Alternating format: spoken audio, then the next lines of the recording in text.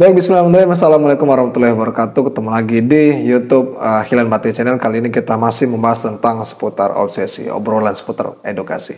Nah, kali ini kita berada di samping kita sudah ada bintang tamu yang tidak kalah pentingnya teman-teman sekalian berkaitan dengan prestasi di bidang non akademik salah satunya itu.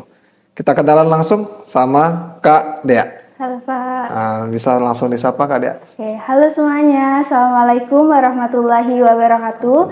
Perkenalkan, aku Dea Regina Sartika, mahasiswa aktif program studi S1 Perbankan Syariah UIN Raden Fatah Palembang angkatan 2021, Pak. 2021. Berarti sekarang sudah masuk semester 5. Semester 5, iya. Pertengahan juga ya. Iya, Pak, benar. Pertengahan perjalanan. Iya. Oke, tadi Kak Dea masih masuk aktif teman-teman sekalian program studi Perbankan Syariah. Kemudian apa sih yang akan kita kulik-kulik dari sosok Kak Dea? Kita akan langsung tanya-tanya teman-teman sekalian. Kami mendapatkan clue bahwasanya Kak Dea ini salah satu kata orang tuh juara bertahan ya Kak Dea ya. Juara bertahan ya maksudnya tuh ya pasti kalau beliau ikut kejuaraan di bidang ini pasti ada yang dibawa pulang. Nah itu salah satu. Mungkin Kak Dea langsung saja, itu juara apa itu Kak Dea? Oke, jadi alhamdulillah sejak pertama kali aku masuk di Fakultas Ekonomi dan Bisnis Islam ini, aku diajak ada kakak tingkat juga Pak yang mengenalkan aku mengenai Olimpiade Ekonomi Islam. Iya. Dan sebenarnya itu nggak pertama kali menang, ikut lomba langsung menang, ada tahap-tahapnya. Yang di tahun 2021 itu aku alhamdulillah dapat juara 1 Olimpiade Ekonomi Islam di tingkat fakultas. Terus juga di tahun yang sama dapat juara harapan 1 Olimpiade Ekonomi Islam juga di tingkat nasional. Dan di tahun 2022 itu aku ikut Olimpiade lagi, alhamdulillah lagi dapat juara 1 di tingkat regional. Dan yang terakhir itu aku ikut di tingkat nasional dan alhamdulillah dapat juara 2 Pak. Wow, itu teman-teman sekalian regional dan nasional itu sudah di sudah di babas bingkas ya kata-kata. Sudah dihadapi semua teman-teman sekalian. Nah itu kira-kira Kak Dea pasti kan ada yang belum tahu nih. Sebenarnya lomba olimpiade itu apakah personal, apakah tim, kemudian bagaimana sih teknis lombanya? Monggo Kak. Oke, baik. Untuk Olimpiade Ekonomi Islam itu sendiri per kelompok Pak, per tim. Tim ya? Ya, satu tim itu terdiri dari 3 orang. Dan di setiap babakan itu kalau buat Olimpiade Ekonomi Islam yang selama ini aku ikutin itu terdiri dari 3 tahap. Yang pertama itu tahap penyisihan, di mana kita semua anggota tim itu ngisi 100 soal. Ya. Pilihan ganda. Terus ketika kita masuk ke tahap 2 itu ke tahap semifinal. Nah, di mana tahap semifinal ini tuh kita kayak lomba cerdas cermat gitu Pak, saling rebutan sama tim lain. Terus kalau udah masuk lagi nih ke babak final yang terakhir, babak studi kasus, pemecahan studi kasus. Jadi di sana tuh kita dikasih studi kasus dan dipecahinnya itu kalau kemarin kalau nggak salah ada yang dalam waktu 30 menit sampai 40 menit. Di sana kita buat PPT, selanjutnya itu kita hasil yang kita pecahkan itu kita tampilkan, kita presentasikan di depan juri dan depan peserta lainnya juga Pak. Wow, ya teman-teman sekalian jadi kompleks ya Kak Dea ya. Jadi penyisian tadi ngisi pilihan ganda ya, pilihan ganda, kemudian pada saat babak masuk semifinal semifinal itu dia mulai rebutan cepet-cepetan jawab ya. Nanti ada poin di situ. Yang terakhir studi kasus ya. Kira-kira suka dukanya apa Kak Dea lomba ini? Suka dukanya tuh sebenarnya banyak banget ya Pak. Dimana kan aku juga basicnya itu dari SMA tuh IPA Pak, sebenarnya bukan ke IPS. Jadi kalau di SMA itu yang selama ini aku ikutin lomba tuh cuman kayak kalau olimpiade itu cuman ngisi soal aja gitu Pak. Dan baru tahu di kuliahan ini kalau olimpiade tuh ada 3 tahap berikutnya gitu Pak. Jadi pertama kali ikut tuh timnya sama kakak tingkat Pak. Nah itu tuh juga kalah, nggak langsung menang dan di situ tuh kayak gimana sih? Down ya? Iya, sedikit ngedown, tapi alhamdulillah ada keluarga, teman-teman yang nyemangatin, yang ngeyakinin kalau hasil itu didapat dari proses yang panjang. Benar. Jadi gitu, setelah dicoba lagi, alhamdulillah menang, dapat reward yang pertama itu rasanya seneng, bangga banget, kayak oh ini nih hasil jerih payah aku selama ini ada yang didapetin, dan pastinya itu tuh buat diri aku bangga banget sama diri sendiri, terus orang tua juga bangga banget gitu, Pak. Iya, jadi dari sana salah satu pemantik Kak Dea ini terus ikut lomba itu ya, karena pernah menang itu ya salah satunya. Iya, benar banget. Nah, itu gimana Kak Dea, cara Kak Dea ini kan tadi Kak Dea mengatakan ikut dalam satu tim itu sama kakak tingkat ya, belum juara. Gimana Kak Dea membangkitkan, kadang-kadang kan cewek ini kan mood ya salah satunya. Kadang-kadang nah aku nggak mau lagi sebagai macam. Bagaimana membangkitkan semangat agar harus bisa menghadapi lebih baik lagi dari itu. Jadi yang pertama-tama itu aku pastinya kita memang agak gedown Pak pas kalah. Tapi setelah melihat ada teman-teman kakak tingkat yang dulunya berhasil itu, mereka juga sharing-sharing kalau mereka itu awalnya nggak langsung menang juga. Jadi ada tahapan-tahapan. Nah di situ aku percaya, oh emang ini nih prosesnya gitu. Jadi semua hal yang keberhasilan itu nggak bisa kita dapetin secara instan. Jadi selain karena dukungan dari orang tua juga sama teman-teman, sama diri pribadi itu juga kayak mau ngebuktiin sama diri sendiri bahwa oh aku bisa loh walaupun aku udah gagal berkali-kali gitu sih Pak. Ya, salah satunya lebih kepada ini Kak Dea, memotivasi diri sendiri. Benar. Bahwasanya itu paling baru gagal sekali ya kan.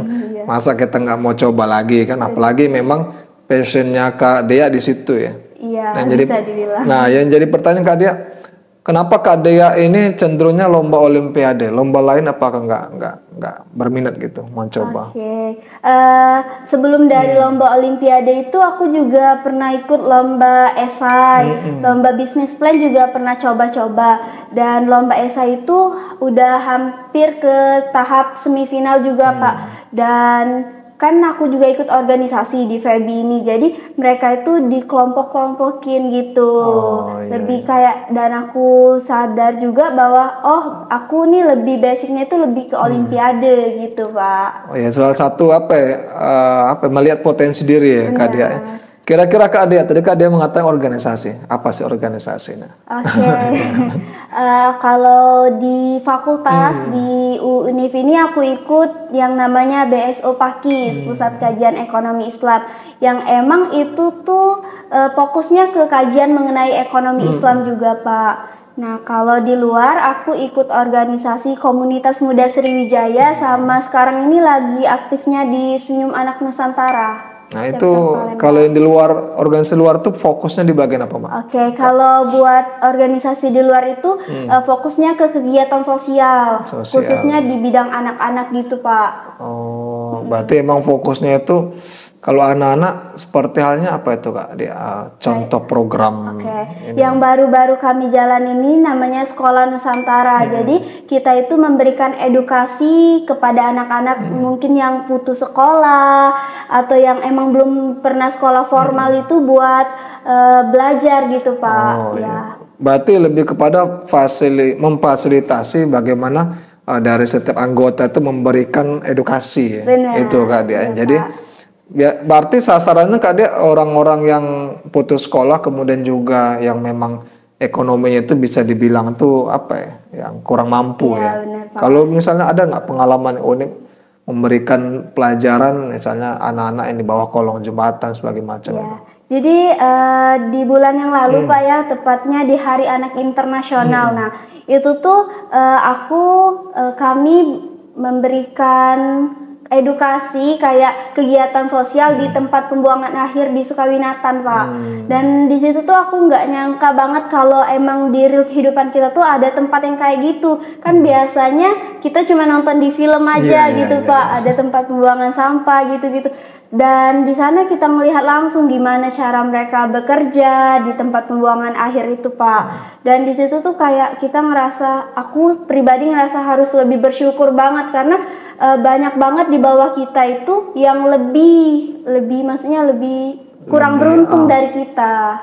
Iya, Itu salah satunya. Berarti Kak Dea apa ya, ikut organisasi ini membuka mata ya. Benar. Bahwasanya dalam hal kondisi apa ya, lingkungan ada yang seperti itu ya. Masih apa ya, dibilang tuh kurang dari layak lah ya. Salah satu tempat tinggal sebagai macamnya itu.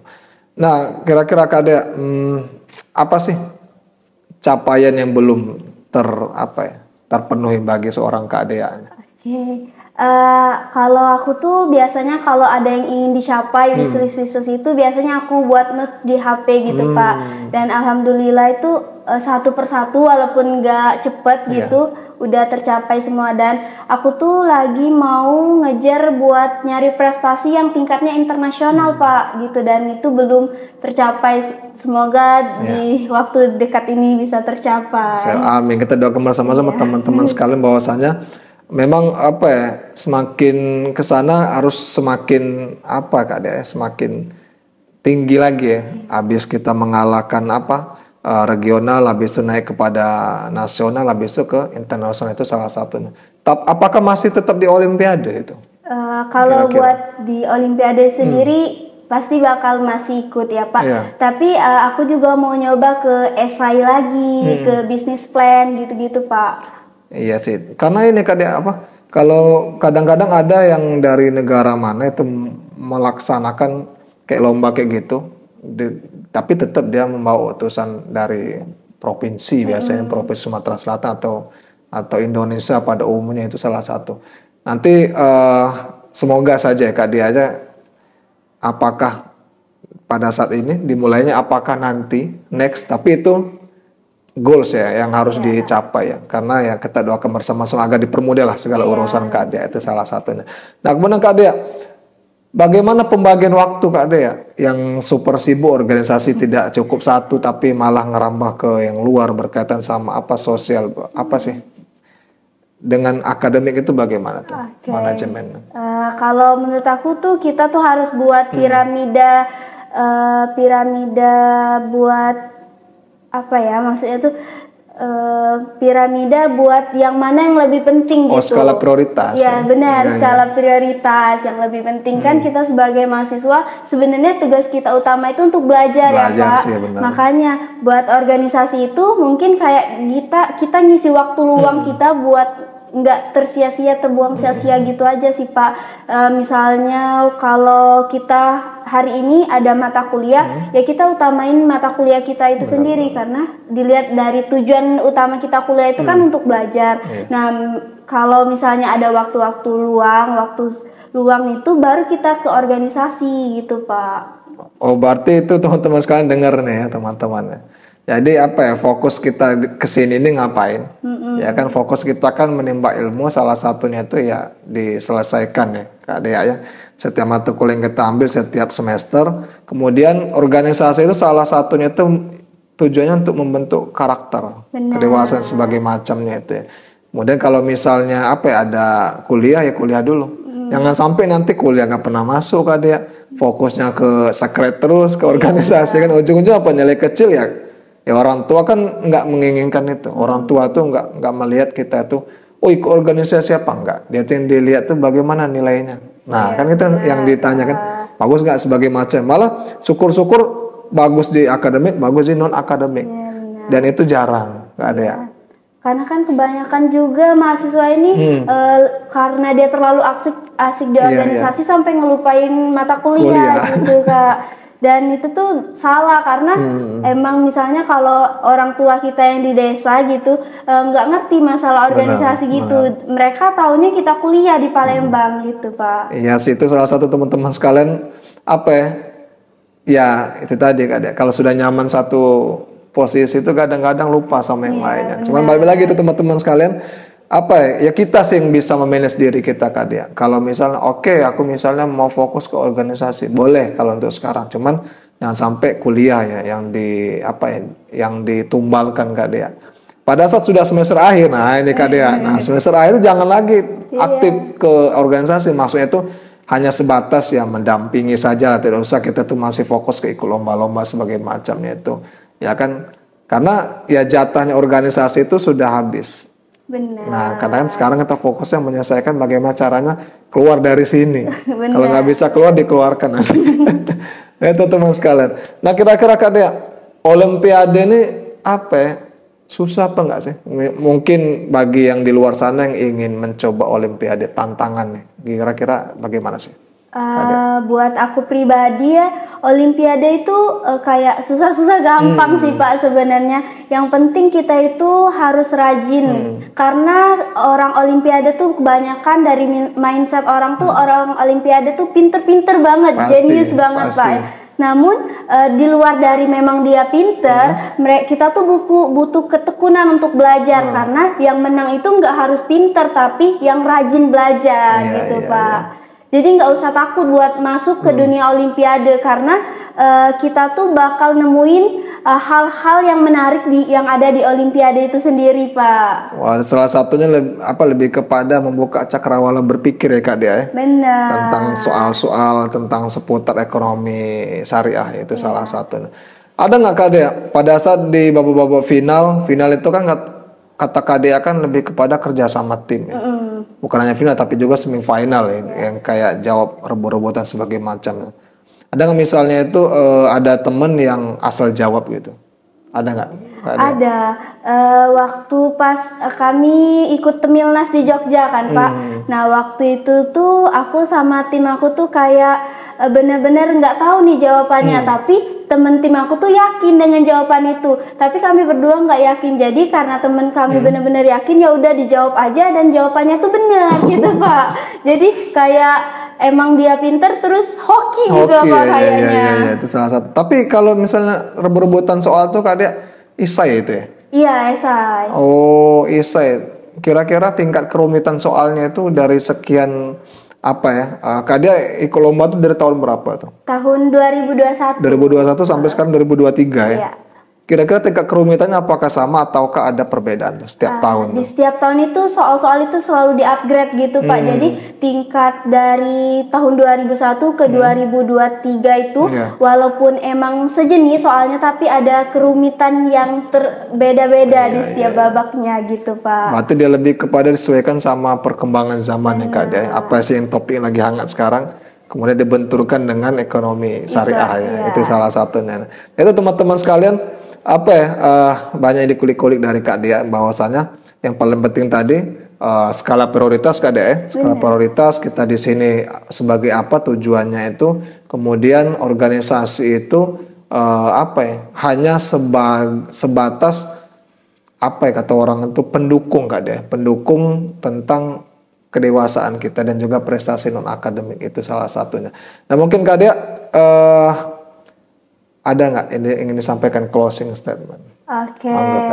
Buat teman-teman sekalian yang masih menjadi mahasiswa baru nih Pak, jangan takut buat mencoba hal-hal baru dan temukanlah organisasi yang itu benar-benar passion kalian dan membawa dampak baik bagi kalian semua. Dan ketika gagal, teman-teman jangan patah semangat karena mungkin setelah kegagalan itu bakal ada pencapaian-pencapaian terbesarnya. Dan ketika gagal aku selalu ingat pesan mamaku Kak. Mamaku selalu bilang kalau kita mutiara, walaupun kita di lumpur sekalipun, kita tetap mutiara. Tapi sekali-sekali kita tuh harus nunjukin keluar bahwa kita itu mutiara. Karena kalau kita di dalam lumpur aja itu, orang nggak bakal tahu kalau di lumpur itu ada benda yang berharga gitu Pak. Nah teman-teman sekalian, sangat penting ini, mutiara kata kuncinya itu. Jadi kita perlu menunjukkan eksistensi kita. Benar. Jangan sampai kita tuh diem aja, nggak mau lah pokoknya. Itu jangan sampai. Kalau misalnya orang kayak gitu tuh dia nggak mau bertumbuh ya Kak Dea. Benar. Nah itu teman-teman sekalian, kalau misalnya teman-teman ingin kulik-kulik lagi tentang seputar prestasi khusus di Olimpiade Kak Dea ya. Apa IG-nya Kak Dea? Oke, IG aku di Dea Regina. Dea Regina itu nanti akan kita tulis di bawah sini. Itu kira-kira teman-teman sekalian. Kayaknya cukup ya Kak Dea. Iya. Nanti kalau misalnya teman-teman ingin bertanya lebih lanjut lagi bisa langsung hubungi IG, tapi jangan lupa di follow dulu ya. Benar. Jangan sampai langsung tiba-tiba inbox DM sebagaimana tapan di follow itu teman-teman sekalian. Perbanyak relasi banyak relasi, banyak rezeki. Itu salah satunya itu. Oke, kami pamit undur diri. Semoga apa yang kami sampaikan pada Jumat berkah kali ini Kak Dea ya bisa bermanfaat. Kemudian juga kalau misalnya ada kesalahan Kak Dea ya, kita juga dalam hal tutur sapa kemudian perilaku kami mohon maaf. Kepada Allah kami mohon ampun. Sekian. Wassalamualaikum warahmatullahi wabarakatuh. Terima kasih.